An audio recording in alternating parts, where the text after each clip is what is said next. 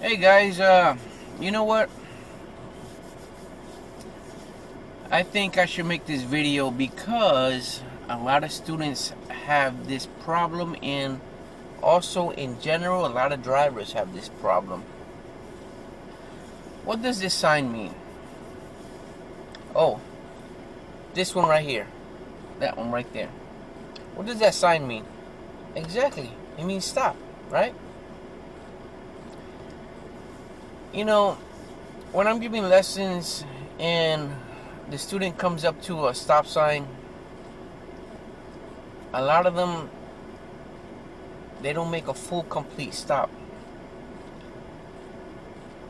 They come up to the corner, they see a stop sign, come up to the corner, they slow down to a crawl, look left, right, left, and they keep going.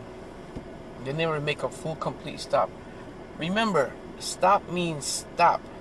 Now for the road test, you want to stop for at least 3 seconds.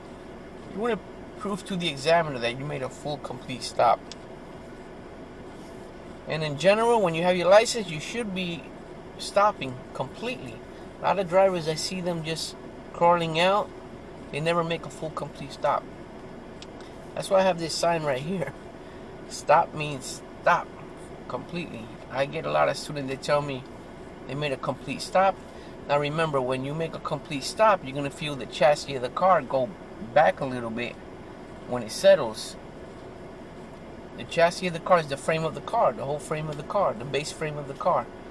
When you make a full complete stop, you're gonna actually, when you go forward and you stop, you feel the chassis of the car go back a little bit, just like that.